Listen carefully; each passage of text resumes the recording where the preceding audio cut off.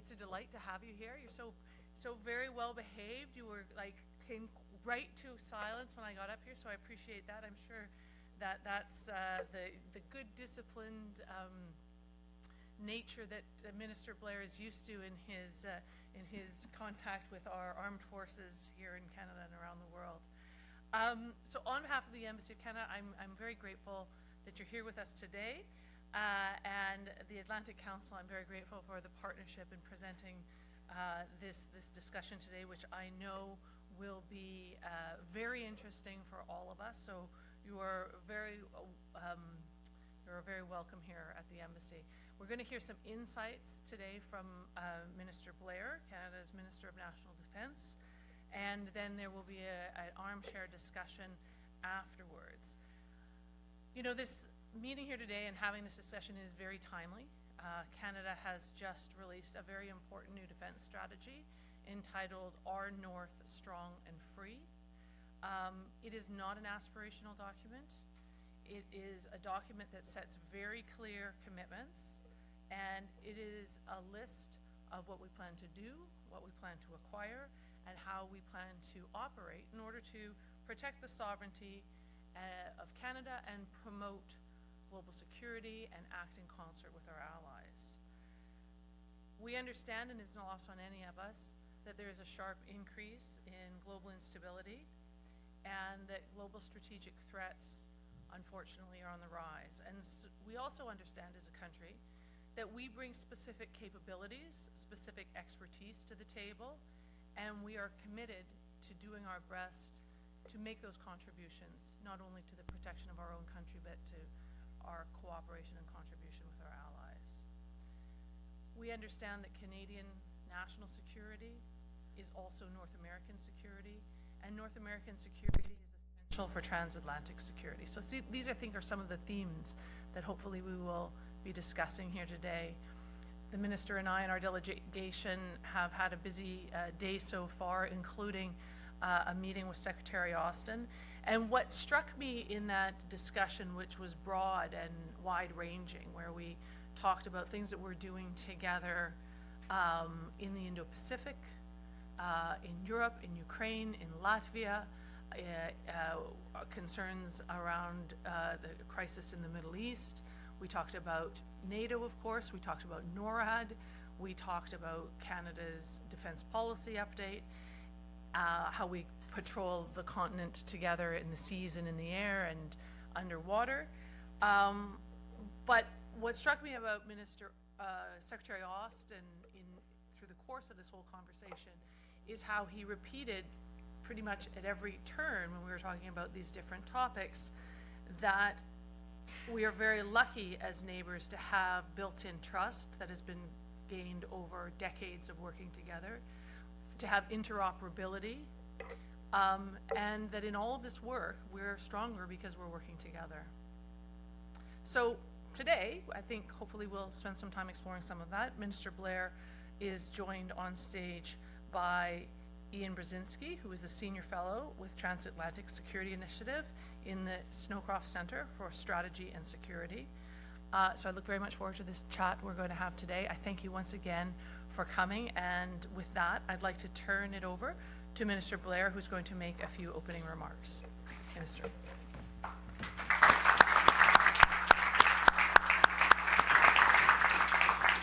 Thank you very much, Ambassador. To everyone, welcome to the Embassy of Canada, and I would like to offer my sincere appreciation and thanks to the Atlantic Council for organizing this event. Canada has no closer friend than the United States, and our partnership stretches back generations. And this morning, as the Ambassador shared, I met with Secretary Austin at the Pentagon, and we, as she has indicated, had a very wide-ranging discussion about defense and security issues of concern to both of our countries. But throughout that conversation, there is an acknowledgement of the strong bonds that exist between our countries. The fact that we have not only an alliance, but a trusting relationship. Today in Canada, both Canada and the United States face a very significant and daunting list of challenges. Russia's brutal war in Ukraine is well into its third year, and conflict has now erupted in the Middle East, and at the same time, we are seeing certain adversarial countries such as China, which is increasing its military capabilities and its assertiveness. And in my own country, climate change is disproportionately affecting us as well, and in particularly in our Arctic, where we are seeing an increase in warming in our Arctic, which is 4 times the global average. This is making the Arctic far more accessible and vulnerable, and for many years, I think Canadians relied on the fact that because of our preferred geographic position, we were separated from conflict in the world by 3 oceans, one of which was mostly frozen. And we had the remarkable good fortune to be next to the most supportive of allies.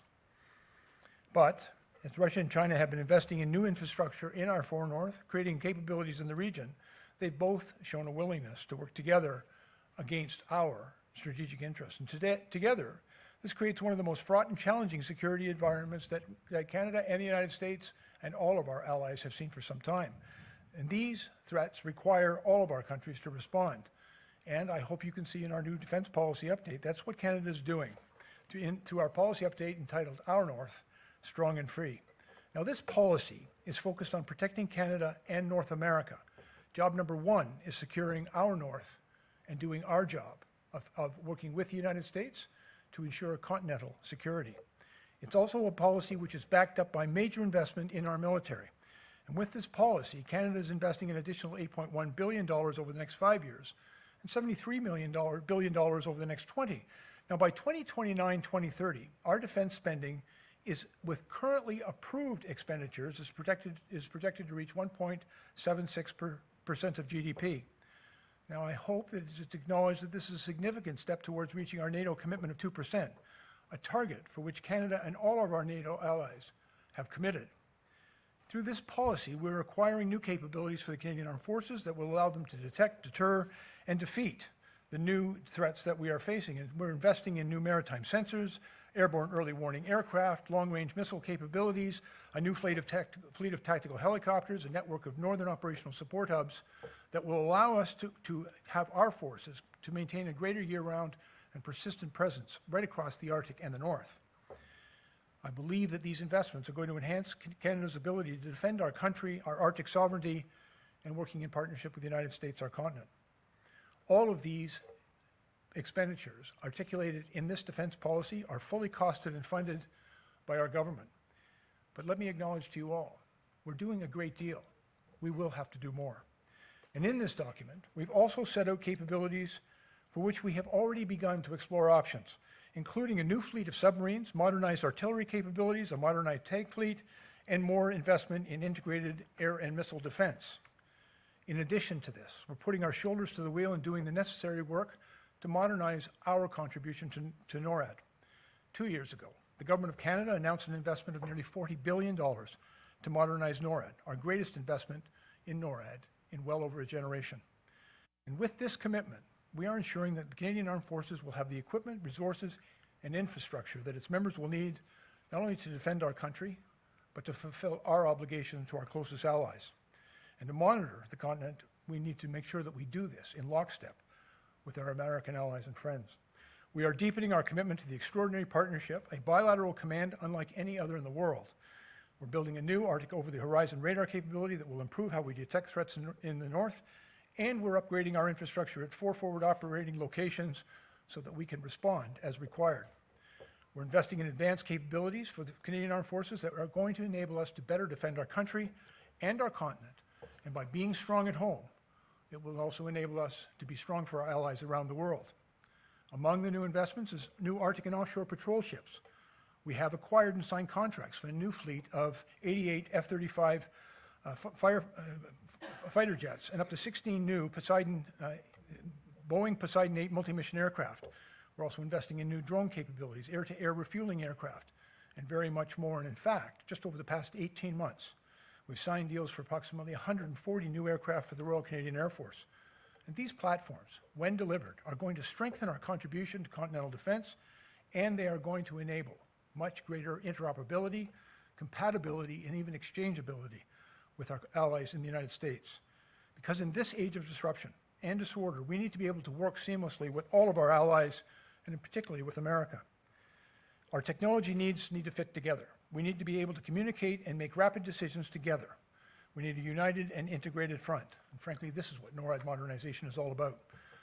But in addition to our responsibilities to NORAD, Canada also has significant responsibility to NATO. Right now, we are advancing our efforts in Europe to bolster NATO's eastern flank. We're scaling up the NATO multinational battle group that Canada leads in Latvia to a full-size brigade by 2026.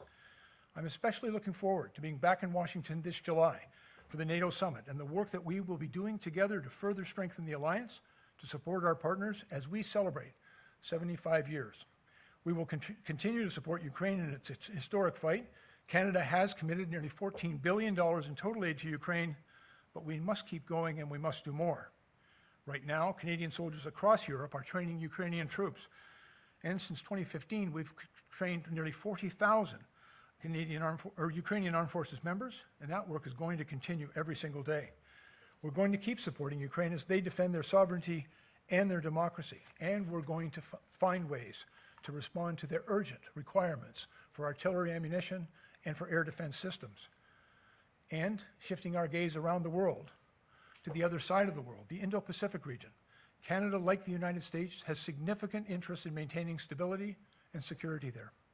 And as a Pacific nation ourselves, we believe this region will play an essential role in shaping Canada's future and prosperity. And therefore, we are investing in a more persistent military presence in the region. I now have 3 ships deploying to the Indo-Pacific each year to promote peace and stability, to uphold international law, and to demonstrate our resolve in the face of coercive behavior. And like the United States, Canada believes that China is seeking to reshape the rules-based international order to create an environment where we're more amenable, that is more amenable to their interests. These activities not only have the potential harm to Canadian and American interests, they threaten to disrupt wider global security and prosperity as well. All of these concerns are well described in Canada's Indo-Pacific strategy. And as we increase our presence in support of a free, open, and inclusive Indo-Pacific, we are always doing so in partnership and cooperation with the United States. Whether it's in the Indo-Pacific, our far north in the Arctic, or on NATO's eastern flank, Canadians and Americans work hand in hand across all domains because, quite frankly, Canada depends on the United States. And I believe the United States needs to be able to depend on Canada as well. And as we implement our new defense policy, we'll be doing this in partnership with the Canadian and U.S. defense industries and with you, our American friends. When we articulated our new defense policy, I also went back to our industry. And so this is also industrial policy. We heard what you said you needed from us, and we've done our best to provide it. As we implement our new defense policy, we'll be working very closely with them and with our American allies. The threats facing Canada and the U.S. are evolving, and they are evolving rapidly. We're going to have to tackle these challenges head on, and we will be most successful if we do it together. And together, I'm very confident we can protect North America, we can defend our citizens and our territory, we can ensure a prosperous future for Canadians and Americans alike. I believe national security is very much a factor of national prosperity. We're going to make the investments necessary to ensure that for both our countries. Thank you very much.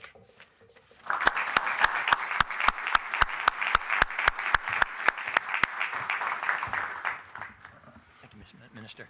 Hi, my name is Ian Brzezinski, and I'm a senior fellow at the Atlantic Council.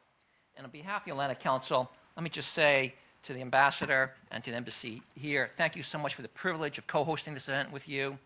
And Mr. Minister, it's a real privilege to moderate this discussion with you. And welcome to Washington. You've been here many times before, but I think this is your first time in your capacity as Minister of National Defense. Sir. Thank you for sharing your insights on the priorities, the investment priorities, and the policy priorities of your new policy update, Our North, Strong and Free, and for your perspectives on the U.S.-Canadian defense relationship and the challenges before us. You know, there is no relationship, in my view, stronger and more reliable than that between Canada and the United States. And as you noted, the timing of your visit is outstanding because we're just approaching the Washington Summit, NATO's Washington Summit, that will be held here in this capital in July, less than 2 months from now. Now, before I jump in with some questions for you, let me just hit some housekeeping notes. This discussion, like your remarks, are on the record and are being live streamed by the Atlantic Council on all its platforms. And what I'm going to do is I'm going to throw a few questions at you for a while, and then I'll open it up to the audience. And the audience, you can see there are 2 microphones, and that's where you'll go if you want to throw a question at the Minister. So Minister Blair, let me transition, if you will, to the first question, which I think is an easy one. You mentioned that you are here this morning with Secretary Austin. Tell us a little bit about what are the main outcomes of that discussion.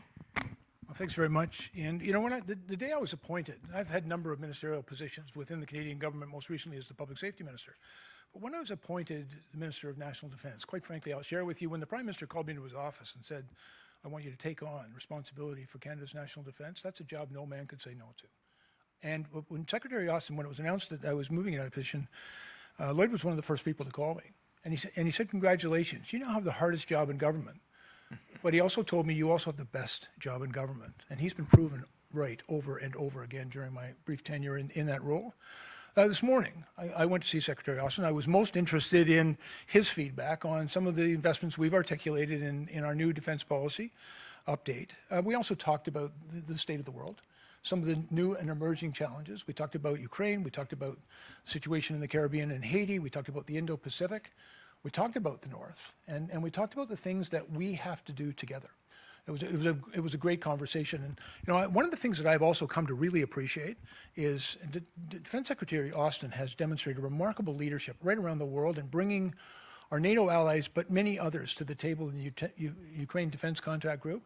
And so a lot of our conversation was about the things that we need to do together and how we can do them better in order to support Ukraine, because in many respects, Ukraine is fighting for the rules-based order, which we've all come to depend and rely on. In many ways, they're fighting for all of us. So you discussed with Secretary Austin your policy update. What's new and different in this policy update compared to the 2017 document? Well, in 2017, we issued a defense policy at that time called Strong, Secure, and Engaged. And I think it contained some very important new investments that we knew Canada had to make, generational investments in fighter jets, in the acquisition of a new surface combatant fleet, some pretty significant new investments for both the air and our Air Force and the Navy and our armed forces that we needed to do. But we've acknowledged in this document that the world changed since 2017. We have seen a far more aggressive action on the part of those who would challenge that international rules-based order. Russia and China, as an example, are really emerging as quite willing to ignore those rules and to use might instead of, you know, what has been a national consensus on the way in which nations should conduct themselves. That's really being challenged. We also acknowledge that in my own country, climate change is having a pretty significant impact on our country. Our north is warming at about 4 times the global average. It's making Canada's Arctic far more accessible and of far more interest to our potential adversaries, particularly China and Russia again. And so it does require that we respond to that changing environment. And finally, what we've also seen over the past 4 or 5 years, certainly in the last 2, is the nature of conflict is rapidly evolving as well. You know, we witnessed it in Russia's invasion of Ukraine, and how the importance of things like drone technology and missile defense have become so critically important. We've witnessed it most recently when Iran fired that remarkable salvo at Israel, and the importance of having the right capabilities for us to defend ourselves. And the last thing I would mention for me that was also a significant change is our relationship with our allies has really evolved. Russia's invasion of Ukraine made NATO stronger. It's brought new members, but it's also brought incredible unity and resolve among its members to make, first of all, the investments necessary to support Ukraine, but also to create a stronger alliance. And so all of those things together made it very clear Canada had to evolve in its approach. And if I may as well, I'm very mindful of our commitment to NATO to spend 2% of our budget on defense. But it's not just simply a matter of spending money. It's spending the money well. And, you know, these are taxpayer dollars. I think it's really important that we, you know, be able to articulate not just the what and how much, but the why. And we've really, through this document, attempted to articulate, frankly, what we perceive as the state of the world, the threats that we face, also our obligation to all of our allies, in particular the United States, NORAD, and NATO, our new responsibilities in the Indo-Pacific, and primarily, and I think that you'll see a great, strong focus in our document, on fulfilling our responsibilities to defend against new and emerging threats for North America, for our country and particularly for its Arctic approaches. I want to hit you, of course, on 1.76%, but let me hit you on one thing that I think probably strikes many Americans as interesting. Your order of priorities, and you've mentioned it here, you just mentioned here in your discussion here, of threats are climate change, then Russia, then China. In the United States, bipartisan national security documents, the Trump administration, Biden administration, have come out with the order of China, Russia. NATO is Russia, China. They mentioned climate change. The Biden administration certainly is committed to climate change. But why is climate change a more urgent priority on the listing you give than Russia, which has a hot war against Ukraine, a war that could escalate, and higher than China, which has become increasingly belligerent? I recognize the importance of climate change as much as anyone, but why is that ahead of Russia and China? Well, if I may, for Canada, I think climate change is making the threats that Russia and China represent to Western societies, to our way of life, to our values, becomes a little bit more personal and acute. Canada shares the largest maritime border with Russia of any country in the world. And I think for generations we've relied on the fact that that ocean is primarily frozen. It's ice covered and inaccessible, but it's becoming increasingly accessible. We're also seeing, and I sort of list my priorities, there's not a lot of distance between them, Ian. I think we're very concerned. Canada shares the United States' concern with the very aggressive and hostile activities of both Russia and China. Quite frankly, I see, the Russian threat to the eastern border of Europe, their actions in Ukraine is deeply concerning. But we are seeing a far more aggressive, assertive, and sophisticated approach from China that I think really does challenge our national and strategic interests. The changing climate is really making Canada's north far more accessible to those threats.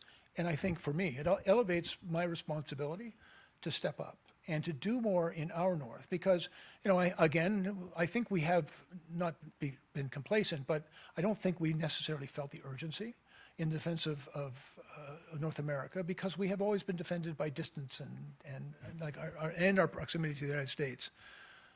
Canada needs to do more. All of us need to do more. I've actually been really pleased at NATO because of the advent and ascent of Finland and Sweden into the NATO alliance. We now have a very strong contingent of NATO members who are Arctic nations.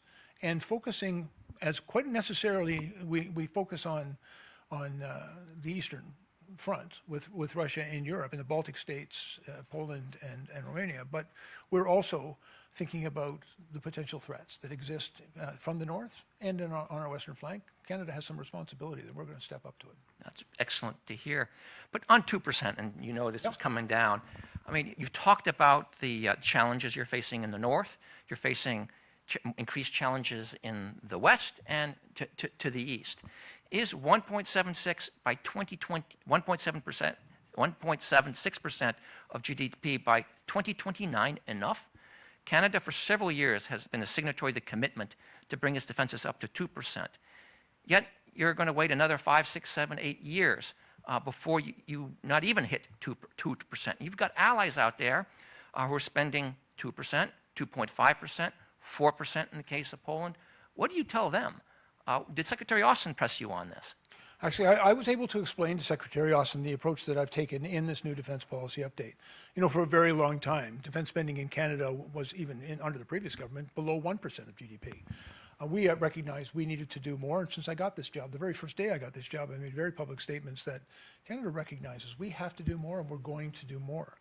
One of the things that may be a little challenging for us, but I've been able to explain to Secretary Austin and our allies, is when we publish our defense policy update, everything has to be funded. We book the money well in advance, and we've made those commitments to these investments. And I will tell you, it's a lot. My defense budget next year over this is going to go up 27%. So we've got a really strong upward projection of defense spending in Canada. But it can't be the end. I really believe we have to meet that defense commitment to NATO and to others of reaching 2%. But because I'm limited in putting in the document the things that we must or will do to those which are funded, everything I've spoken about that takes me to 1.76 is already, we have the funding committed. But I also included in this document discussion of a number of things that, quite frankly, Canada must do, that we are not yet ready to go. It's my job to go and make the case to my government about other expenditures that we must inevitably make. And for example, we've said in this document, and because it's not yet fully funded, I've said we're exploring it, but that work is well underway to determine what our Royal Canadian Navy is going to need to replace its aging submarine fleet. Like that's a underwater surveillance. Our responsibilities in the North Atlantic, in the Arctic, and in the Pacific are going to require significant new capabilities. As well, there are other investments not yet fully funded in this document that must inevitably occur for Canada to fulfill its obligations to our alliances and to our agreements. Now, we're making a significant investment, for example, in NORAD. But I know that that's going to necessitate additional investments in integrated air and missile defense for the continent. As well, we have other capabilities that we are required to provide to NATO. And so what I've been able to say to our allies is, this is a significant step forward, but I've got work to do. And we're doing that work now. I think the investments in, for example, a new submarine fleet will inevitably take Canada well beyond 2% of our GDP spending. But before I can secure that funding, we've got some work to do on my team to determine what our requirements are, to see what is available to meet those requirements, and then to be able to bring to government a clear path. This is what we need to do, and this is what we're going to need to do it, and then to secure that funding. So again, somebody said to me about the glass being half empty. It's 88% full. But I got some work to do. And I acknowledge that to Secretary Austin. I acknowledge it to my country and my fellow citizens. We've got more to do. We're committed to doing more. But one of the great challenges of being a defense minister is securing funding. And the second one is actually spending it. And you have to spend it well. These are taxpayer dollars. It requires that every dollar be looked at as an investment in the national interest. That's why we've talked about our responsibility within our own country. I also believe that national defense and security is very much tied to national prosperity. And so I still have some work to do to articulate the business case for the new capability requirements that Canada is going to need. But I am very confident, and I can assure our allies, Canada still has more to do, and we're going to do more. On submarines, submarines are a platform that the alliance over the last 30 years has actually cut by 50% in its naval fleets. So there's an urgent and growing requirement for those submarines. And for Canada, I would imagine that could be an even more important contribution you could make to North Atlantic defense, thinking with NATO, for your role in the Indo-Pacific, and of course the protection, surveillance, and protection of your northern territories. How confident are you that Canada will launch a submarine replacement program? I don't think it's a question of if. I think we have to do it. It is our responsibility, not just to our NATO and American allies. It's our responsibility in the defense of our own country. As our waterways, Canada actually has the largest coastline in the world, over 250,000 kilometers of coastline. And securing the naval environment is in our national interest, but also very much in the interest of our NATO, NORAD allies, and in the Indo-Pacific. We need, it's not just, by the way, submarines. It's underwater sensors. It's like we've also just announced recently the acquisition of 16 new Poseidon P-8 multi-mission aircraft, which are essentially submarine hunters. They perform other functions, but that's really important. We're also investing in new AWACS capabilities to create better domain awareness. But I think submarines are becoming a vital strategic asset, and Canada needs to invest. Our current fleet is aging. We bought it secondhand in the late 90s. It's their Victoria class, good submarine in its day, but no longer fit for purpose. I've got to replace it. And so we're now beginning the important work of determining what will fit the bill for us.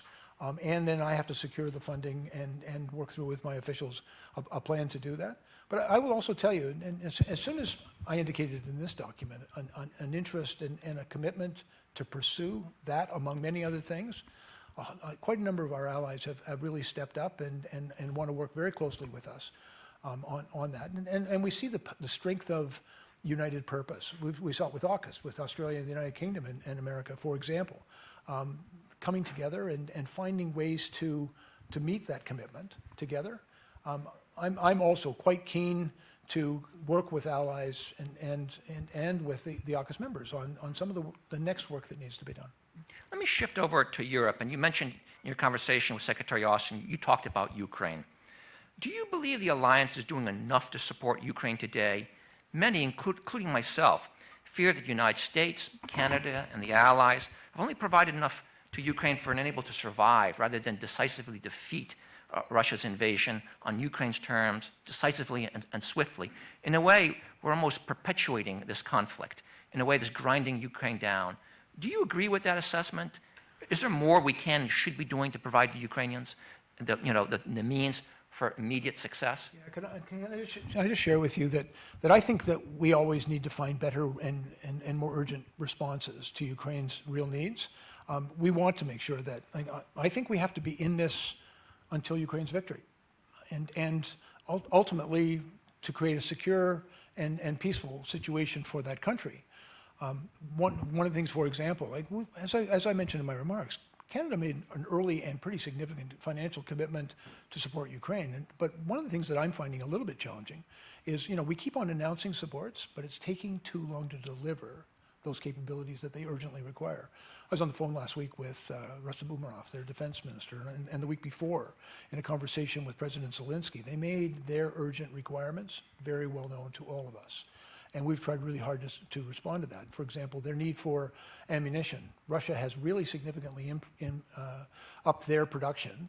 And through force of arms, artillery, and personnel, they're really putting an enormous amount of pressure on the Ukrainians today. And so the Ukrainians said they needed desperately ammunition.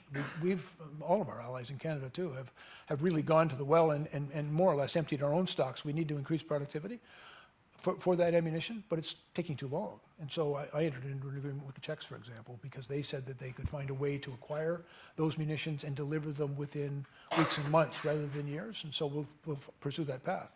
Last week, Zelensky and Umerov both said their desperate need right now was missile defense.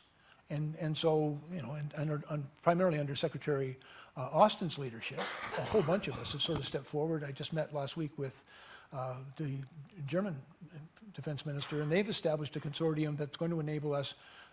I'm giving them $76 million to buy those air defense missiles that Ukraine says it needs. It would take me a very long time to procure them through my own processes.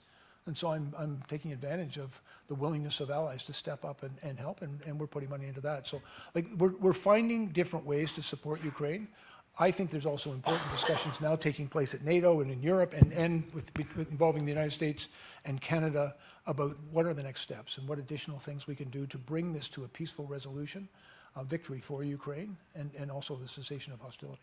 Do you think the slowness in that delivery of assistance has been driven by Putin's ability to effectively deter us from providing that more effective assistance? I think it's more than fair to acknowledge that among particularly for those of our allies in Europe, those who particularly have a close proximity or share a border with Russia, that the intimidation of possibly implicating NATO into this conflict is a strong factor that people are considering. And at the same time, there is a pretty important discussion taking place about how we can do more and the fact that we must do more.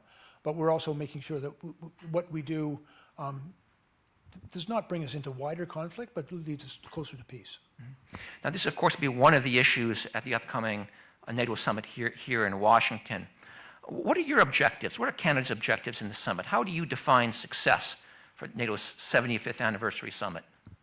Yeah, well, there's a number of things, and certainly I will, and with my Prime Minister, we'll be going to the summit to talk about some of the things that we have done, but I think the more important conversation is about the future. It's about what we have to do next. There are some things that I think represent a threat to all of our national interests that are deeply concerning for me, and I'll just give you an example. Supplying secure supply lines for our military industry is really critical. There are 31 critical minerals that are available in the world, and right now, the vast majority of those minerals and their processing is controlled by one nation. And that one nation, China, is rather adversarial to our interests.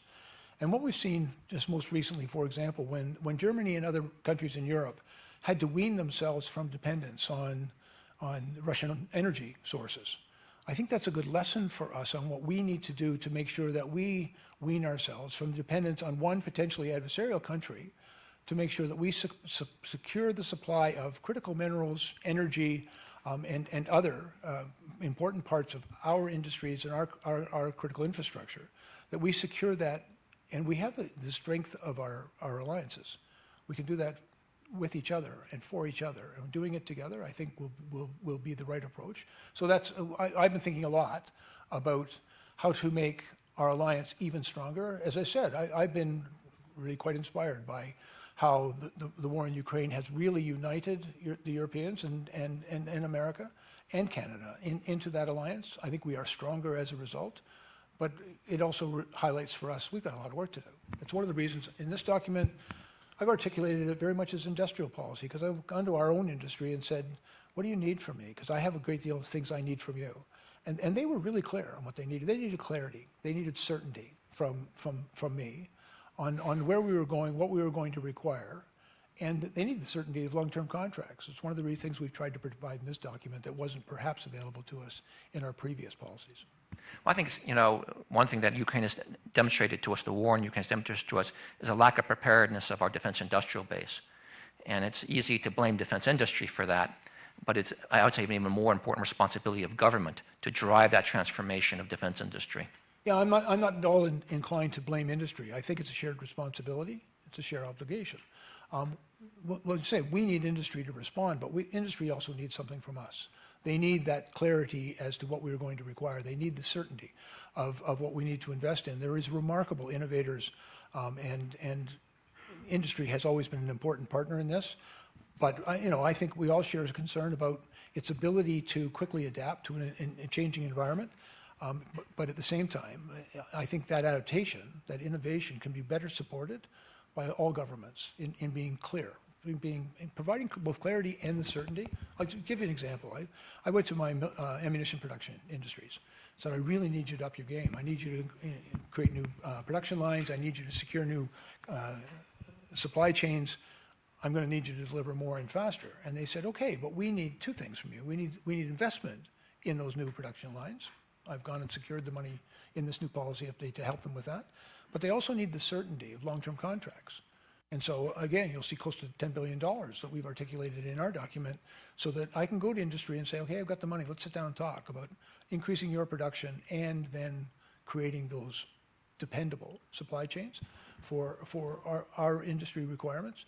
Letting people know where you're going, what you plan to do, and providing them with, they're going to make business decisions. We've got to give them the certainty that they require in order to make the decisions that are going to support what we need to do. I'm going to throw in one more question to the minister, and then I'd like to open the floor up to those of us in the audience. So I'd encourage you to go to one of the mics, and I'll give you a chance for a question to the minister. Let me go back to Ukraine and the NATO summit. Yep. I really believe that the defining issue is going to be Ukraine at this summit. It's going to define whether or not this is a summit that inspires confidence about the alliance's political will to defend, to deter, and to defend.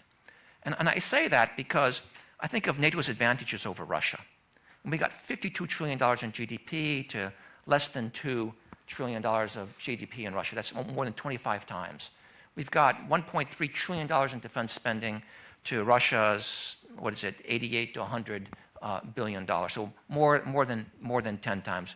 And we know that Canadian, US, French, Polish armed forces are better trained, better equipped, and higher morale than Russians. And it really begs the question as to how is it that the alliance is unable to give Ukraine the tools and the support necessary for it to, end this war on its terms quickly and decisively. Are you worried about what this state of the war is signaling about the alliance's political will? I can share with you that I am very much seized by the urgency that Ukraine has communicated to us about their current situation and the need to do more. I also, from the first day I was appointed to this, and I have been, frankly, really encouraged by the strength and unity within the NATO room. I know that there are always differences of opinion on priorities and how to approach this, but everybody's doing more. And I think it's incumbent upon all of us to keep up and to therefore do more. But I think as well, I think NATO's response, first of all, I think Putin made a terrible mistake. I think with the invasion of Ukraine, I would say even more than indifference to NATO, I think he underestimated NATO very significantly. And he woke NATO up. And not that they were sleeping, I want to be careful with that, but he really did remind all of us of the need to do more. I think many of us were still cashing in what we call the peace dividend.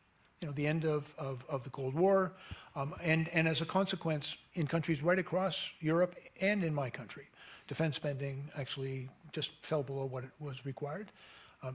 Putin has reminded us of the need to do more, and Ukraine, I think, has given us a valiant example on how, you know, a brave and valiant people with appropriate support can prevail against what many would have considered, I think all of us, when that war first broke out in February of 22, we all thought weeks. We were wrong, and the Ukrainians proved us wrong. And I think we proved ourselves wrong too, because we all started to step up pretty significantly. And you know, I think that lesson has been well learned for Canada, but among all our allies, that we are stronger together and that we need to do more. I think it's re-energized a new conversation with our own industries. It's energized a new conversation among allies. It's encouraged us to collaborate more, to cooperate more, to work together better. And one of the things that I've been really involved in is the new enhanced deployments in the Baltics. The United Kingdom is in Estonia. We're in Latvia. Germany's in Lithuania.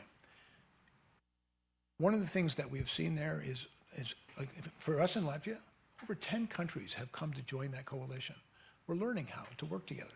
We're learning how to collaborate and to cooperate. And you know, when we first got there, our radios didn't really talk to each other, and you know, we used different ammunition for our artillery pieces. We're pulling all that together. That work is well underway. We're making a really significant investment in Latvia, but it's also given me an opportunity. It's given me an opportunity to use urgent operational requirements to acquire the things that my armed forces need. And so I'm not telling you I'm taking advantage of it, but I am taking advantage of it. This is a situation where we are really struck by urgency, and urgency sometimes is a good thing, you know, to raise us from our slumber and to really start to focus on the things we need to do and we need to do well. And quite frankly, for me, it's also, I've learned a lot from talking to my NATO allies, particularly the Nordic ones, about fulfilling my responsibilities in the High North. And I can see a vulnerability there that has to be responded to. So we're going to respond. Let me throw in one more question to the minister, and I'll turn to my colleague over there. But on NATO, do you think it would be appropriate and wise for NATO to play more of a role? NATO, the institution, its allies are supporting Ukraine, but NATO is half step away, full step away from that conflict as an institution. Could you imagine, would it be useful for NATO to play a role in directly equipping the Ukrainians, perhaps in training on Ukrainian territory, Ukrainian soldiers, guiding or advising their exercises, perhaps sending a NATO team to provide to the general staff in Kiev to provide military advice? We've had those conversations at NATO. Most recently, President Macron convened a summit where we talked about some of those issues as well. Let me say, for example, since 2015, Canada was in Ukraine. And we were there right up until 2022, and we've been training the Ukrainian Armed Forces. Over 40,000 members of the Ukrainian Armed Forces trained by Canadians in Ukraine. But then when the war broke out in 2022, we moved some of that training back to Poland or into the United Kingdom, some of it in Canada, some of it in other places in Europe. But one of the things that we have had a discussion of that I think is really interesting, and I'm quite confident we're going to have more of this discussion when we return in July to Washington, it was first actually an idea floated by the United States, but that has been adopted by the Secretary General, which I support, is the establishment of a Ukraine NATO mission that wouldn't necessarily be located in Ukraine, because there are a number of issues related to that, but would bring training and other supports in closer proximity to Ukraine so that we can respond more quickly and more effectively to the urgent needs of that country. There have been discussions as to whether or not we would deploy troops in Ukraine, but quite frankly, I think the circumstances would have to be substantially different than they are today. I'm quite open, however, to continue to work with allies to find the best way to respond. There are a number of different proposals and initiatives. I think one of the things that we need to make sure that we do is create an alignment of effort. Alignment of effort bilaterally between all of the allies and Ukraine. The work that we do within the NATO umbrella, some of the work that's also being done within the EU umbrella. And then we have what we call capability coalitions, where a number of countries are working together on things like aircraft, air defense, drones, armament, artillery, and other things. And so what we need to do is make sure, and I think this is, again, the strength of NATO.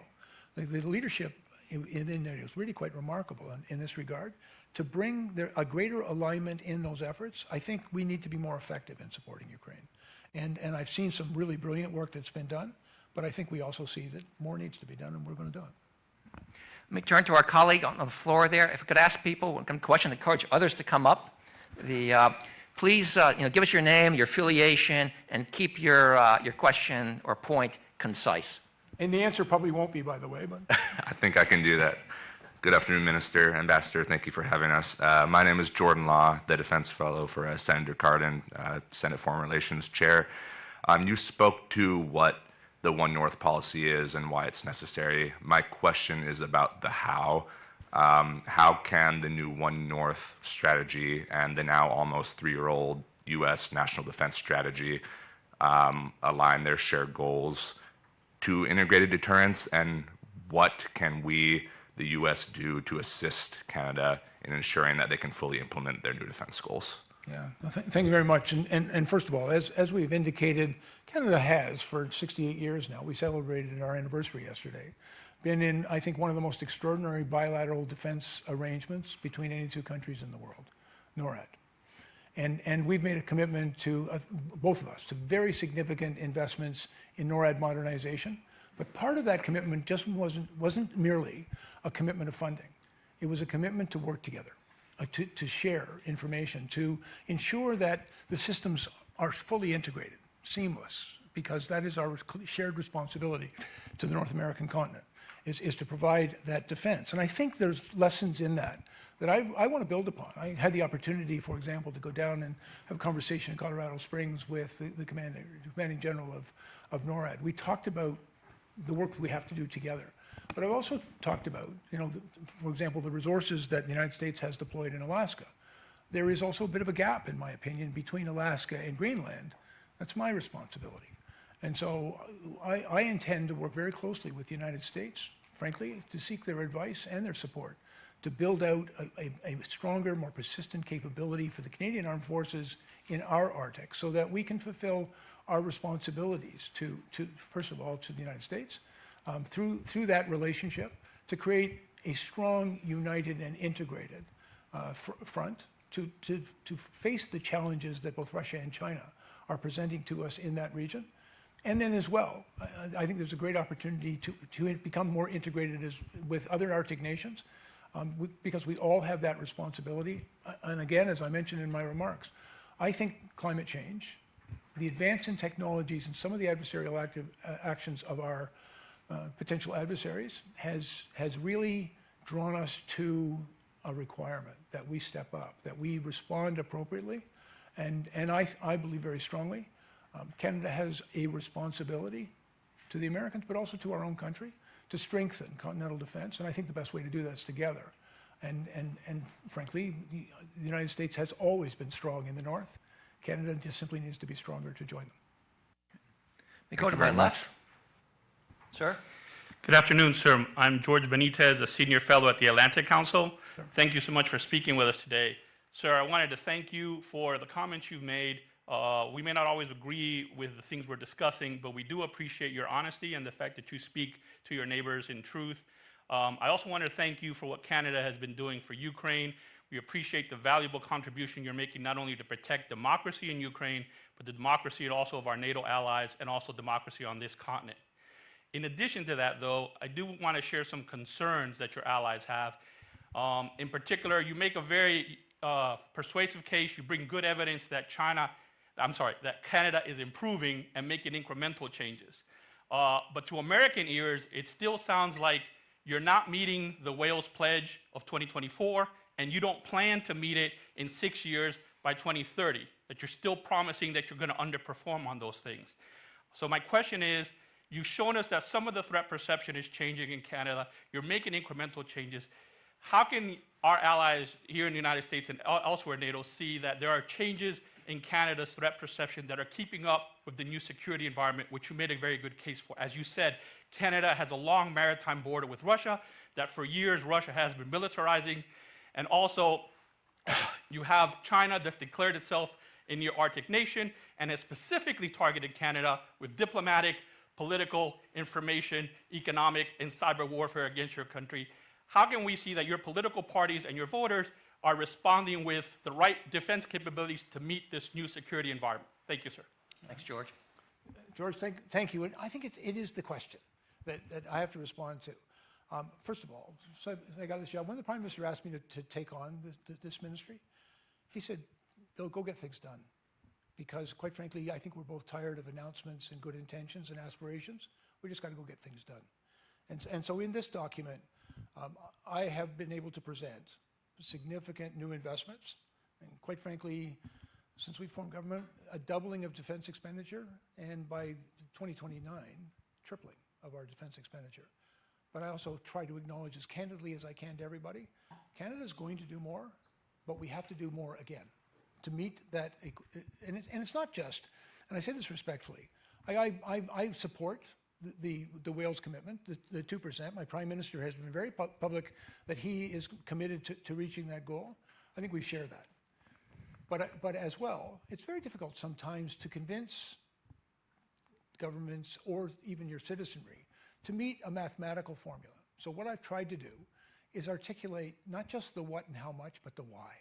The why is critically important for us. And in this document, I think you can see, I've tried to really articulate why we have to make these investments. I've also, as I say, I'm a little bit constrained in Canada. We won't put anything in our document that we're going to do until it's fully funded. Frankly, this is a pretty significant investment for my country in defense spending.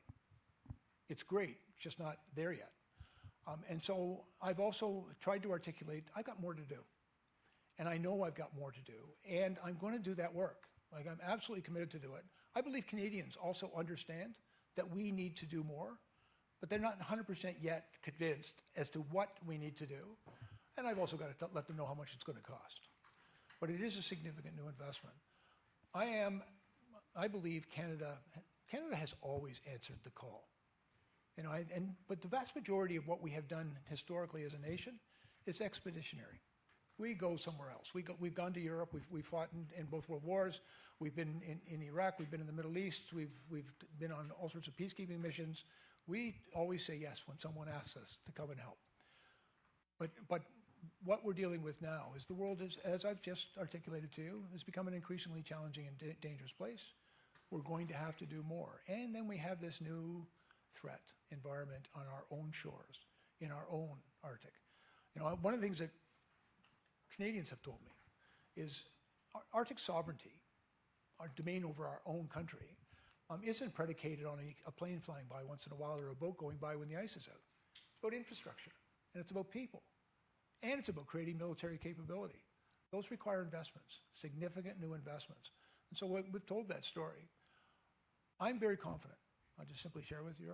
I'm very confident Canada knows what it needs to do, and we're well on the path to doing all the hard work that will be necessary for me to go back to my finance department, to me to go back to Canadians and say, okay, here's the next step. Here's the investments we've said we're going to have to make, and now we're ready to make them. And those investments, I'm very confident, will bring us to the 2% threshold. But it's not just about spending money. It's about spending money well. It's about investing it in real capability and producing a real return on that investment, which is in our national interest, in our strategic interest around the world. And so that's the work that is still before me. Frankly, I'm a little bit chuffed about the fact that, you know, we've got a lot of opportunity now in this document and a ton of work left to do. Mr. Blair, do you have time for 2 more questions? Or I don't want to be pressing your time. All right, sir, we got 2 more. I'm General Boris Kremetsky, Ukrainian Defense Attaché. Sir. First of all, thank you very much for support Canada provides to Ukraine. It's impossible to overestimate its value and importance for Ukraine. And my question about the following. We've had during these 2 years saying that we will support Ukraine as long as it takes. We will support Ukraine as long as we can. You mentioned for the first time from this political level, you will support till Ukraine victory. What does it mean for you, Ukraine's victory? And what does it mean, Russians' failure? Thank you. Thank you very much. I think it's an important question. When I got this job, frankly, I changed our language. That, because as long as it takes is not very hopeful or even aspirational to victory. And in my opinion, victory is strong, secure borders for Ukraine, but also for Ukrainians, so that they can live in peace and prosperity. And so for me, victory is defeating Putin, obviously, and driving him out of Ukraine, but it's also creating the circumstances that will allow for a lasting, secure peace for the Ukrainian people. Thank you very much. Kick them out from Ukraine, that is what I wanted to hear. Here, here. I know that's what you want. Cover Ukraine. Good afternoon, sir. My name is Ben Mermel. I'm with the Center for Warfare Analysis and Evaluation, which is a new national security research project at American University here in the district.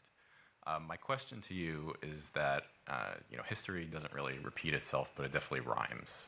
We're seeing like an unprecedented level of isolationism, particularly in democracies that are a bit removed from the front line in Eastern Europe.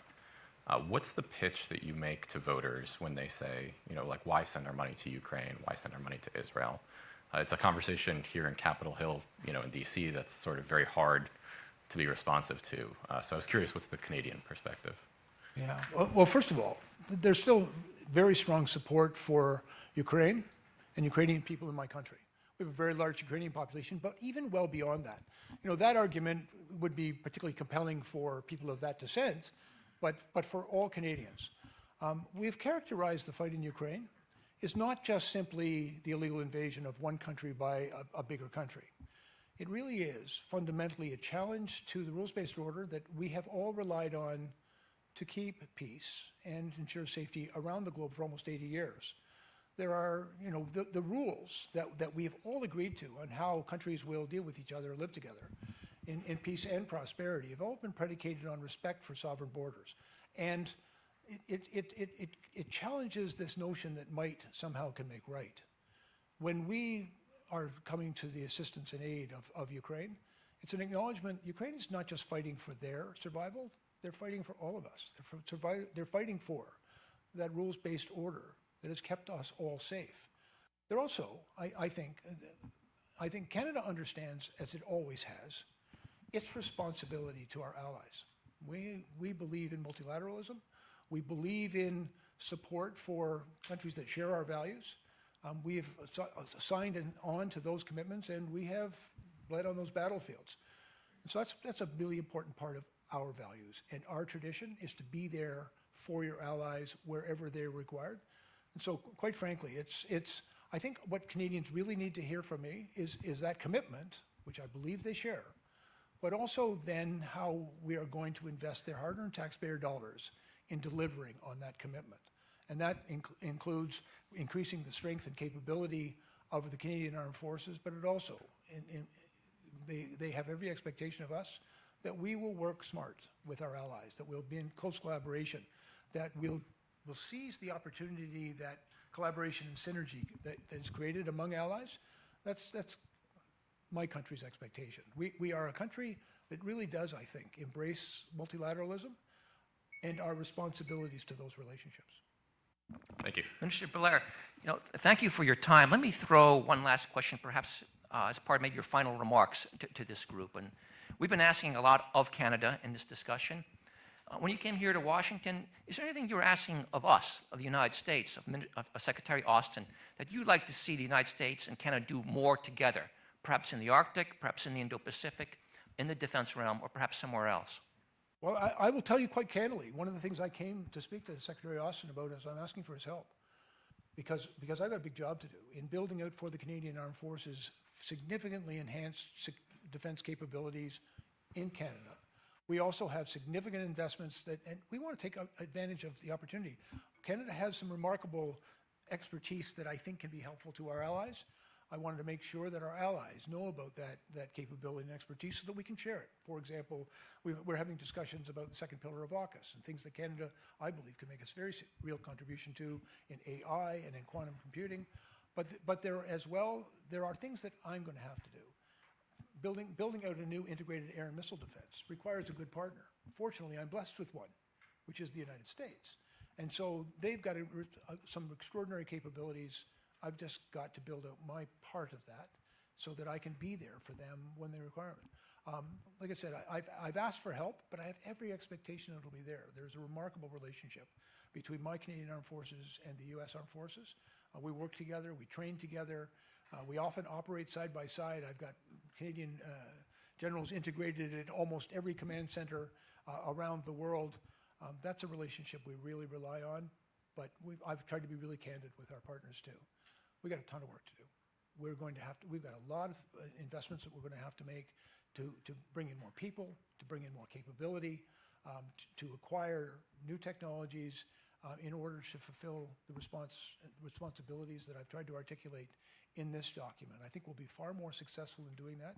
And for me, we'll also produce better value for Canadian taxpayer dollars if we do it together. If we do it, I think Canadians will be more confident in the investments we've got to make if they see that we're not sort of just going on our own, but it's part of a broader plan. That is that multilateral relationship that exists in NATO, in NORAD, and emerging soon in the Indo-Pacific. Minister Blair, thank you for your time. Thank you for all that Canada is doing for Ukraine, for Canada's deployments to Europe in Latvia and the other contributions to the alliance. And thank you for your leadership in the U.S.-Canadian defense relationship. It's really important and greatly appreciated here. And let me thank the ambassador for her hospitality. Thank you all.